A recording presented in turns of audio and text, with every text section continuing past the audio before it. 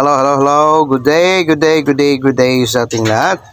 So ito na naman, mayroon na naman tayong paksa ngayong araw.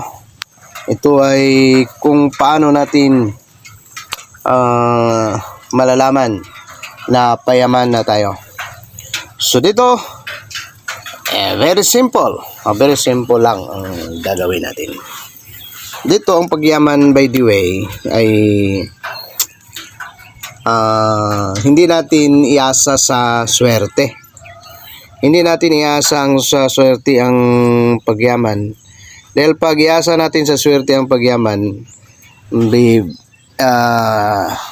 yan? Ano ba? Term yan. So, bihira tayong nating maatin ang yaman natin. Ngunit may mga palatandaan, may mga sign kayo na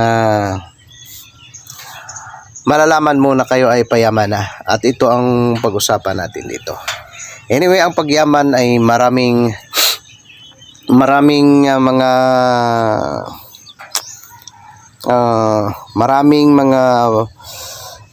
pamamaraan. Maraming mga pamamaraan ang dapat nating gawin upang yumaman tayo. At saka dito, naibigay ko na sa inyo ang ibang mga dapat nating gawin upang yumaman tayo. Ngunit marami pa, my friend. Marami pa ang dapat nating pag-aralan upang yumaman ang tao.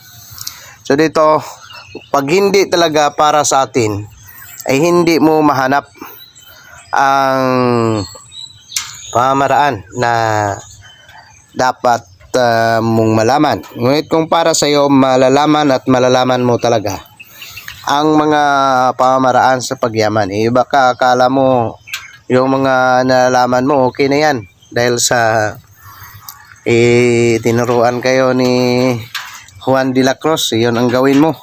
Ngunit bakit hindi kayo maman? Ang katotohanan dyan ay marami ang dapat mong pag-aralan upang yumaman ka. Ayun ang ang paksa natin. Ngunit ano ba ang mga palatandaan na payaman ka na? So malapit ka ng mayaman, ano ba ang malapit more hindi na yayaman ka na talaga? Ano ba ang mga sign?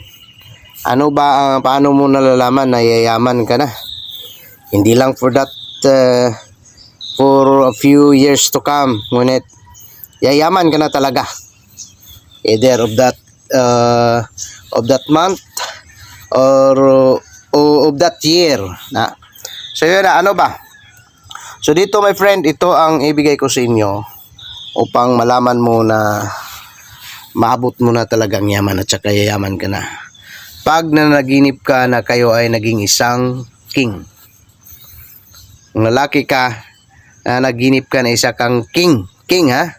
Sa babae, hindi ko lang alam kung managinip ka ba ng queen ka. Ngunit yun naman siguro ang ibig sabihin pag naging queen ka. Ha? Basta't sa lalaki, pag nanaginip ka na naging king ka, naging isang king, isa kang hari, yun na ang palatandaan na kayo ay yayaman na talaga.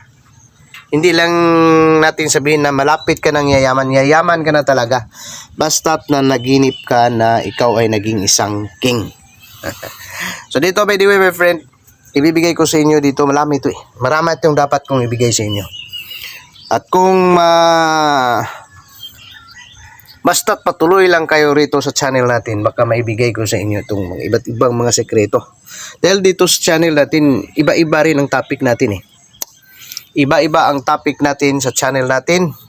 So kaya nga dito, you are so lucky pag naibigay natin sa inyo yung mga sekreto sa pagyaman. So dito, kahit yung mga sakit ng mga sakit ng hayop, ibigay natin kung ano ang mga sekreto sa paggaling nito. Okay?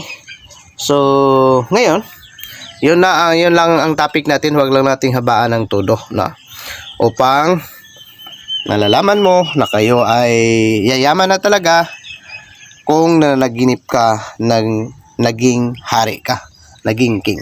Hanggang dito na lang, my dear friend. This is your friend Alfredo Gallego of this channel, Alfredo C. Gallego.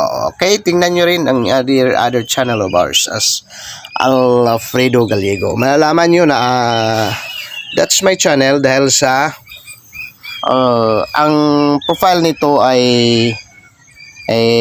itong mukha ko. Yun, nakita nyo sa profile yun.